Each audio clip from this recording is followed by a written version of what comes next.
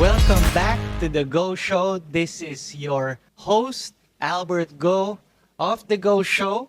We hope that you enjoyed the last series that we had, What's Your Problem, where we talked about wealth, we talked about health, we talked about relationships. Now, in this episode, it's all about taking the plunge and learning about crypto. So, in this episode, it's about learning first by starting now. So, let's go. Do you take the plunge or do you have to dip your toes and check? Taking the plunge is what the movers and shakers do, while some people would rather take the safe approach. Are you a trailblazer or are you a follower? Many people who enter the financial markets, they always say that crypto is a scam. I don't know enough about cryptocurrency.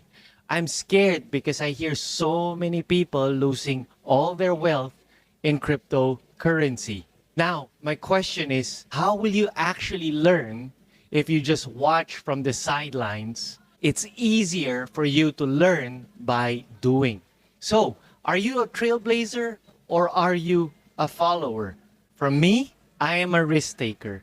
And in my experience in life, I've always succeeded when I took risks. I'll give you a few stories. And it started when I was very, very young. Most young people need a lot of guidance, proper encouragement, parenting from their parents. And most of us went through swimming lessons. I did that when I was 7 years old, 8 years old. When I saw the swimming pool and it looked like it was very, very deep, I was paralyzed. I just couldn't take that plunge because I needed to see whether I was going to float or I was not going to float. But then I realized that if I never jump, I will never learn to swim. Is there any chance that I will say that I know how to swim, but I never jumped on a pool, right? So for me as a child, and I remember it vividly, when I was 7 years old, I looked at the class where the instructor, it looked like it was over 20 feet. Diving from the top was like 20 feet, and all the instructor said was jump. And I looked at the pool, it was so, dark and deep. I don't even know if it was a very clean pool or not. All I did was close my eyes, I jumped. After I jumped, you know what? I fell in love with swimming. And it was like a big breakthrough moment for me. And it's the same philosophy that I had from childhood all the way to where I am today. I'll give you the second example that I've had. In high school, I did study a lot, but then moving from high school to the university, it was also a big leap of faith because there was immense pressure from me in the university to already start thinking about what am I going to do after I graduate. Do I want to be an entrepreneur? Do I want to work in a big multinational corporation? Do I want to be a banker, an advertising practitioner, a creatives person? There's so many options that are being presented by the career office in the university. And then here I am as a young 18, 19-year-old freshman in college, still not knowing what I want to do in life. But for me, I thought about it and I said, for me to be a successful person, I need, of course, to build the fundamentals. I need to take risks. I need to join clubs. I need to do extracurricular activities in the university.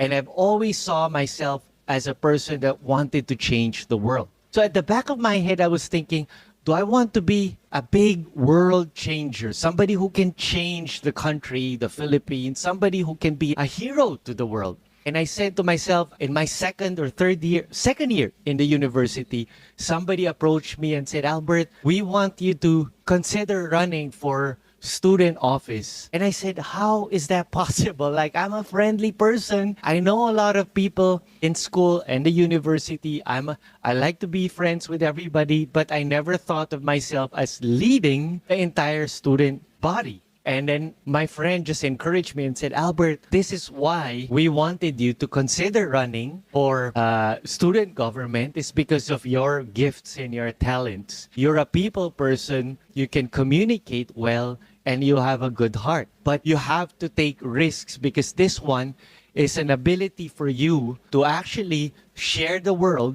that you are capable, but at the same time, you are officially representing the university. And they actually offered me a position to be the vice president for external affairs.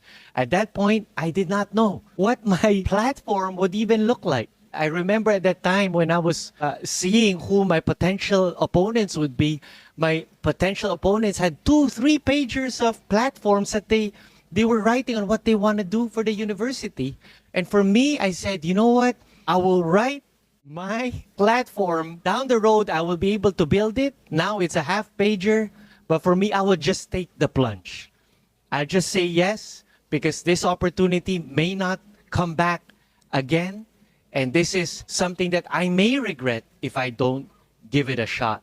And all I did was I said yes. There were mentors that were surrounding me, giving me advice, trying to share with me and understand what I'm all about. And they were just crafting what I was, the Albert Go that was already there, the Albert Go that they already saw, and that Albert Go that wanted to end poverty, to help give that sense of pride in the university that we can give back to the communities. And that's all she wrote. Like, that's all that I needed to do, which was to take that plunge. And then every step of the way, I remember that when I was doing my speech, I never even prepared my speech. I just needed to speak from the heart. And then after I did my speech, all my friends were saying, yes, Albert, your campaign speech, this is where you turn things around. Everybody who discounted you, who looked down on you, you changed their minds and you won the elections by a landslide. That was your turning point. And I felt that, you know what? For me, all I needed to do was to be authentic, to have that courage, to take that leap of faith, be myself, be genuine, be transparent. And then that was a tremendous opportunity that was given to me. That built my confidence in many aspects. I did better in the university the next 2 years. I graduated one of the top 10 in my class. I went on to get a master's degree, and it opened corridors and opportunities for me in the corporate life, and then soon in all my future endeavors. I always look back at that breakthrough moment, and that was when I was even barely 20 years old. Now, the third, I would say, example that I have is the moment that I was struggling to see, like, how will I be able to be financially free? And I was working already in a multinational corporation in the Philippines. And then at that time, it was after the global financial crisis. I was doing well in GE and corporate affairs and marketing and public relations. And then we were acquired by one of the leading banks in the Philippines. And then they gave me that opportunity to move to the Treasury Department. A big jump from communications to treasury management. And because I already have that confidence to take, risks, I said yes to the opportunity given to me by that treasurer and the head of a specific department, the fixed income department in that bank, Universal Bank. And I said, yes, let me try it out. When I moved there, another challenge was presented. I had to take the Treasury certification program. I need to restudy, take examinations to get the certifications from the Securities and Exchange Commission so that I can be a licensed trader. And I took it, I studied, I aced it with flying colors, and I proved doubters wrong. There were people around me that said, why is Albert in the Treasury team? He's only in the marketing team. He's only in the communications team. We're a bank. Why are you getting a marketing person? You know what? I beat them. I beat them when I moved to the treasury team. I got clients even more than what the other traders did. Because for me, it's not about where your university, what your university degree is. It doesn't matter where you graduated with a cum laude, summa cum laude, magna cum laude. You could be actually a dropout and still be a billionaire. Mark Zuckerberg was a billionaire. He was a dropout. There are so many billionaires that did not even graduate. So whenever somebody looks down on me and sees me as a person who will never reach their level, it will drive me crazy to push me to beat them and be number one. I never want to be looked down upon by anyone. And you should never allow that to happen, because we are all human beings. We're all in the same page. Learning doesn't stop in the university. It continues again and again. It's a lifelong process. I did that in the university all the way to the corporate life. And then in the corporate life, I moved to Singapore.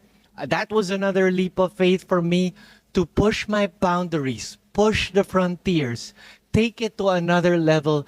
And when that happened, I was even more prepared. It wasn't as difficult anymore for me to move to Singapore, find a job, talk to different ministers, and start fundraising for this nonprofit organization that I was representing. And I always had the courage to push the boundaries so that I can be a better corporate athlete and to be a person that can improve. It could show myself that I can take my game to another level. Then when that happened, 4 years after, I said I needed to find, what others would say is an exit strategy. Or for me, I felt like there wasn't a plateau. Like I wanted to return to the Philippines. And that's what I did. I said, there was an open door that was presented to me. I met my co-founders.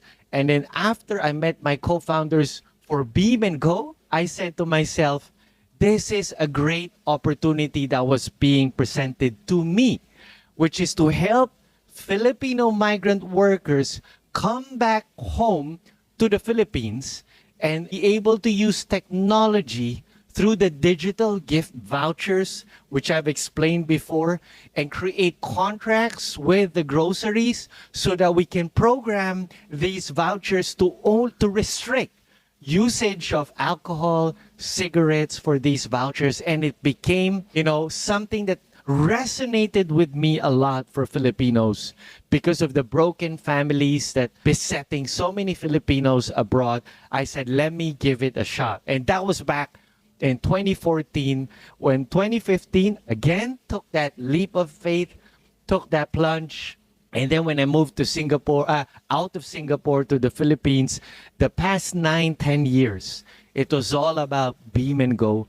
I've traveled different parts of the Philippines. Every grocery owner I probably spoke to, even near rebel areas, I had to meet the owners of these groceries and even find friends that can introduce me to the owners of the groceries so that we can onboard them. And it was like me flying to different parts of the Philippines every month to onboard these groceries as part of Beam and Go's expansion plan. And simultaneously, I had to also lead not just the business development team of Beam and Go, but I also had to lead the marketing team and the growth team of Beam and Go. And we were able to increase the number of registered members from 0 to over 280,000 members in a period of 9 years. And that will not happen if I did not have the grit, the courage, that light that I had in me to say this. If I did not do this, who would do this? Or somebody may do it. I'd rather do it myself and be the first mover and be a mover and shaker in this field. And that was my lesson here. Now, going back to you and the audience, why am I sharing this? Because that is also where I came across Coreum, blockchain, cryptocurrency, because I realized that financial markets is a continuous evolution.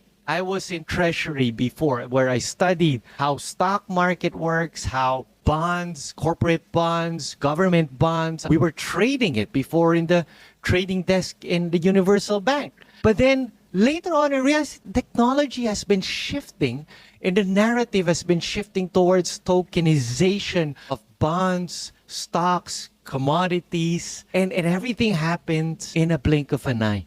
So if you have a boxed mindset and all of your learning was trapped in the 70s, 80s, 90s, or when you were in the university, you will be left out by the world because everybody else is learning and you are there thinking that world is stuck in this physical gold or physical copper or whatever that you're trading physically like a barter trade. No, technology goes on and on and on.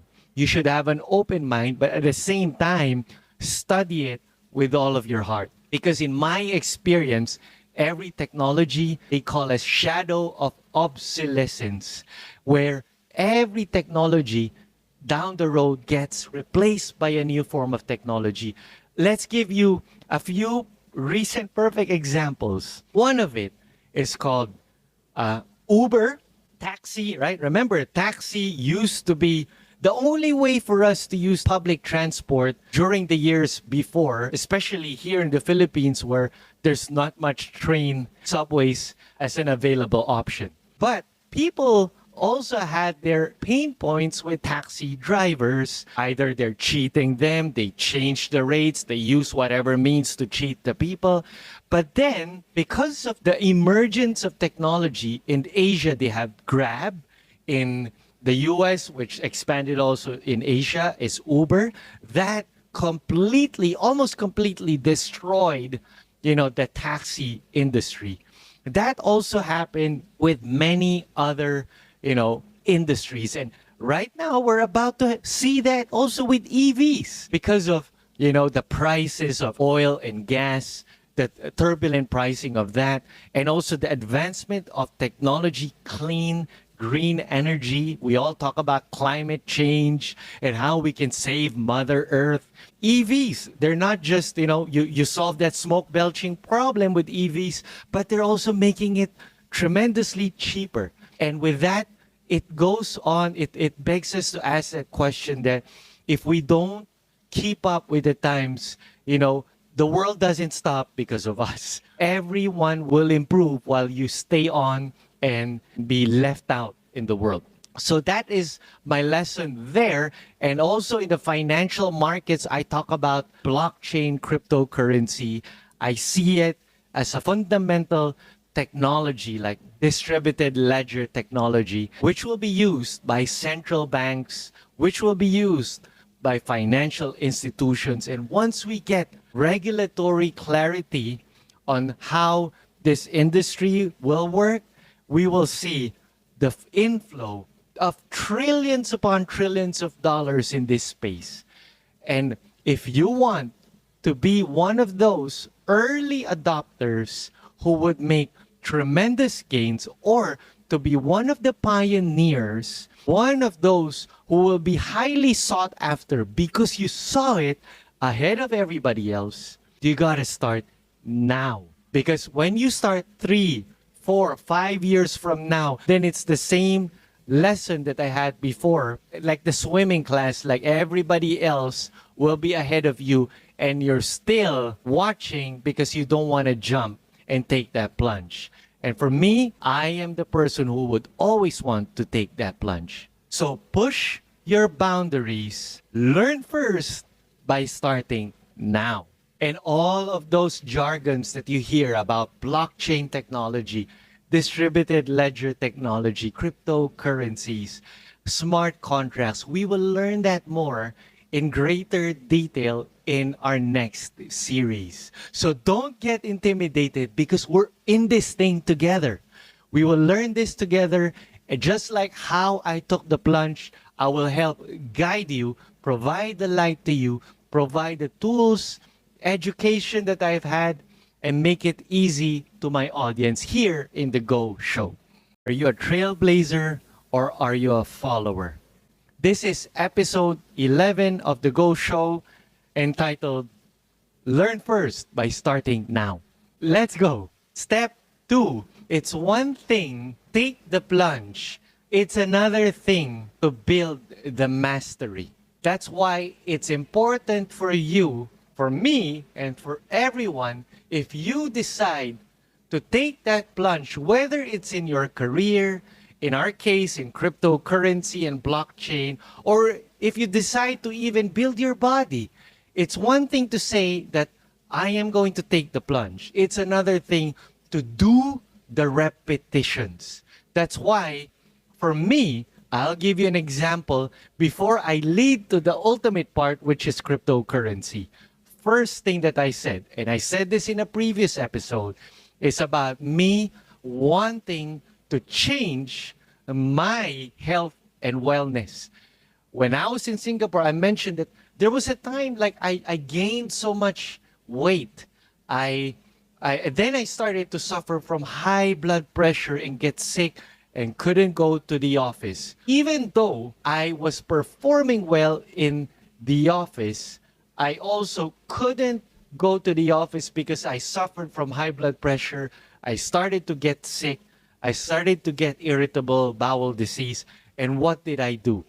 I started to change my diet, removing the carbs, removing the sugar, which I explained what I did in detail in the previous episode 9 about health.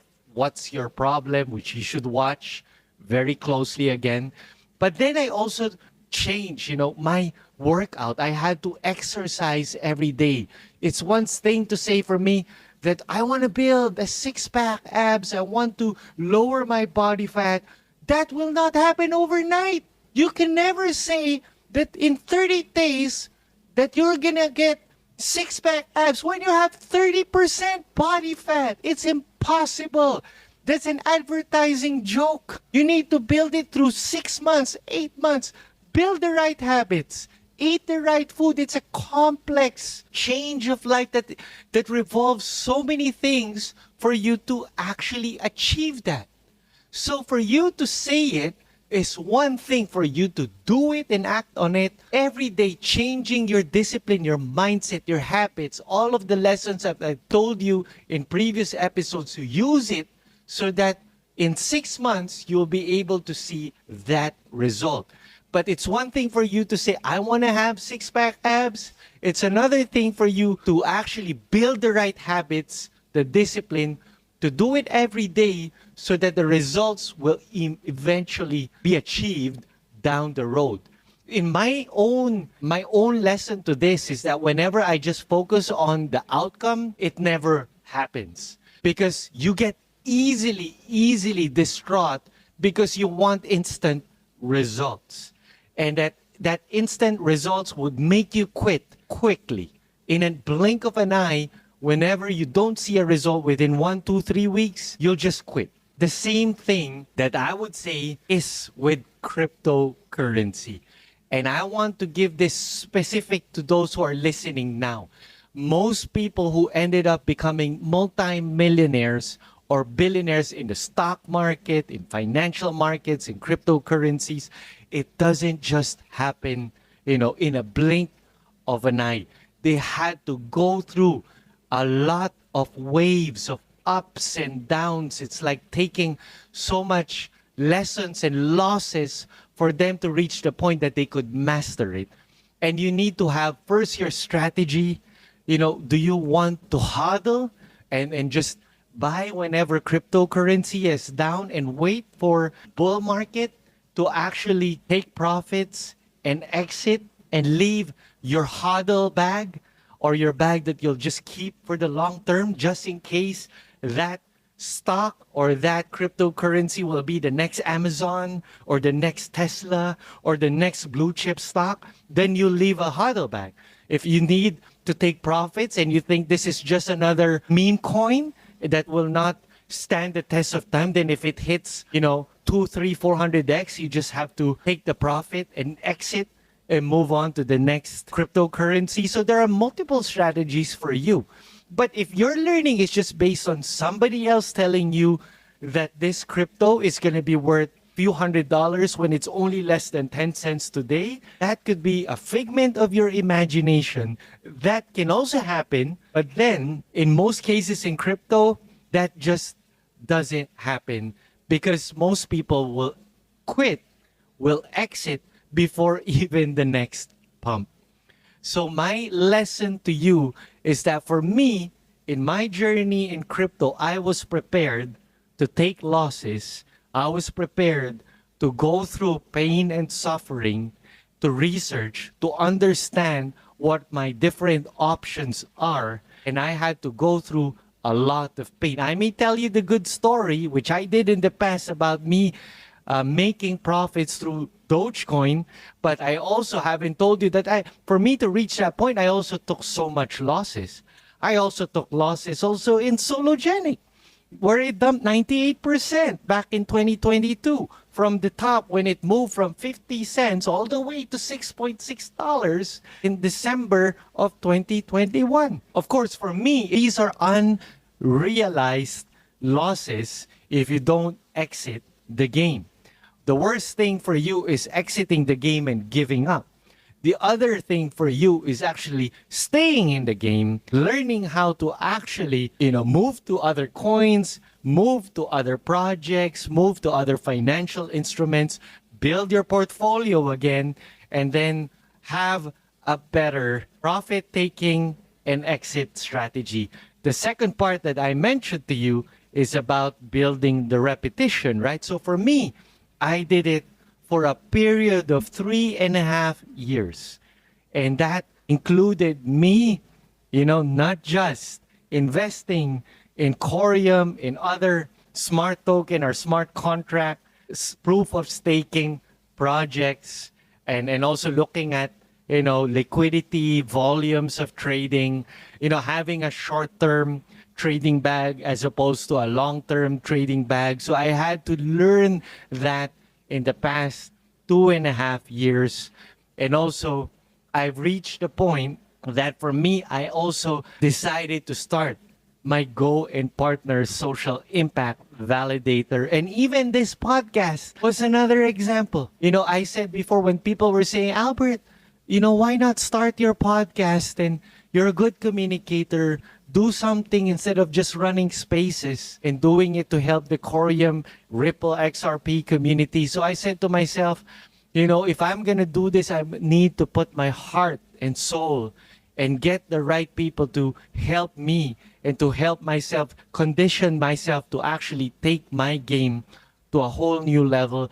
And in the past 6, 7, 8 months, right now, this is my 11th episode. And in each episode, I had more than 16 shorts and videos. And I wouldn't be able to do that if I did not take that plunge, seek advice from mentors, friends, the people that I really trust, and also talk and promote and use my God-given abilities to get my friends and convince and tell them what Coreum is about, what is intended to do, explaining the risks to them and telling them what my commissions will do, which is to help, the plight of overseas Filipino workers, to end discrimination, to end poverty, to end violence, to end hunger. And I'm making tremendous progress today, not just to the community around me, but also to myself, because I feel that I'm improving as a person every day. And with that, my advice to you is when you say something, do it. Do it. Do the repetitions. Do it every day, just like I do it with working out every day, studying every day, recording my videos every day. And all of that happens because I have the right mindset. And I hope you would also have the right mindset. So that is the second part of the lesson today, repetitions. It's one thing to say that I'm interested in something, I'm going to take the plunge. It's another thing for you to build that discipline so that you can compete and be at the top of your game. Now, the third part, one of the best parts that I want to share with everybody is about exits. about exiting the game. You, in any career, you might be, the top CEO of a company. Most CEOs, in fact, 100%, they all retire and move on to their next chapter in life. My lesson for you is understanding when is the right time for you to exit your game. If you are currently in, let's say, for me, I gave you an example. When I was in Singapore, I loved my job. I was meeting, whether it was government ministers, members of parliament. I was enjoying producing videos, content, fundraising for the nonprofit organization that I was associated with. I knew my time was up.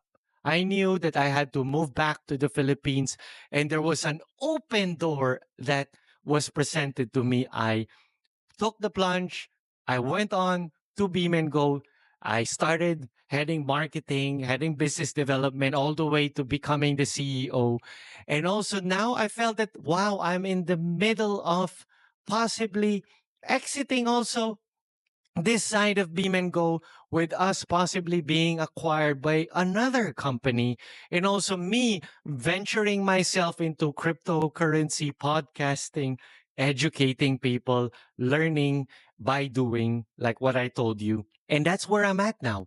And also in my investments, I also know when I would be able to exit certain investments, certain projects that I hold. And it's important for you to also consider when is the perfect time for you to exit and move on to the next chapter for you. And now it's important for me to stress and highlight different contexts when I mention the word exit. Now, one type of exit is, let's say, when you get redundated, or you get fired, or there's a financial crisis when a company needs to let go of you. When I first started my job before, I was doing well, and even my boss was commending me, Albert, you're a top talent for GE in the communications team. But soon after, the company announced a retrenchment program, and I was one of those that was, I would say, fortunate. But at that time, I thought I was unfortunate to be given, compensation package to move on with my life. Emotionally, it was painful and difficult for me at that time, even though the offer was very, very lucrative. I loved my job. I wanted to continue working for GE at that time. But little did I know that it was actually a blessing in disguise, because while I was working, there were other teams that ended up recruiting me, and they gave me a role in the treasury team to do sales. I moved on to the treasury team of GE for a few months, where I did very well, passed the examination that I said. And then it became an impetus for me, because when the company was acquired by one of the leading banks in the Philippines, they actually ended up not just absorbing and hiring me, they even promoted me to a higher position and level, and even gave me a car plan. How did it happen? If I did not have the courage to move on and learn treasury, I would have fallen, and I wouldn't be able to seize the moment and the opportunity that was given to me. The second type of exit strategy that I mentioned was when you know it in yourself that you've already learned enough. And I did that when I was in Singapore in the nonprofit organization. I already poured my heart. There's nowhere else for me to move. I knew that I was just waiting for the right opportunity. When another opportunity presented itself, I automatically seized the moment. When I was part of the co-founding team of Beam and Go, I said, let's go. Let's do it just like the Go show. Let's take the plunge, take it to the next level. And I packed my bags, moved back to the Philippines. And then 9 years after, like what I said, 280,000 users, we were able to build a community in Beam and Go customers in over 91 countries around the world. That is what we accomplish in Beam and Go. And I'm forever proud of that. Because if that did not happen and I did not sense that moment, then Beam and Go wouldn't be where it is today if that was not a decision that I made. The last part of exit, and this is something that I want you in the audience to remember and take it to your heart. In investments, you will see 10,000, 20,000% increases. Some cryptos instantly would make you on paper millionaires. But remember, there is no market that always goes up. It always moves in waves, up and down, up and down. Don't fall in love with your crypto investment. Always know, like what I said, you may have a hodl bag just in case that this is something that you can hand over to the next generation, but always know when to let go. When you know it's time to go, just like when you have whether it's a girlfriend or relationship that is toxic, please don't let a bad relationship just slow you down. If it's time to freaking do a divorce, it's time to leave, you know? So for me, in your relationship with money, just know when is the time to leave so that you don't let that toxic, emotions get the best of you. And that is what we will learn in more detail in future episodes. And that's why this episode, I kept it short and simple for all of you. And I hope that this lesson taught you so much about the three things that I mentioned. First, the lesson there is about taking the plunge. Second is about building the right habits and doing the repetitions again and again to be a master at what you do.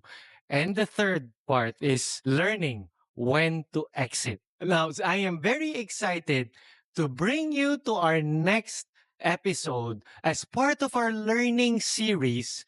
And episode 12 is about the gateway to mastering blockchain technology. That ends our episode 11 of the Go Show. This is your host, Albert Go. Remember, learn first by starting now.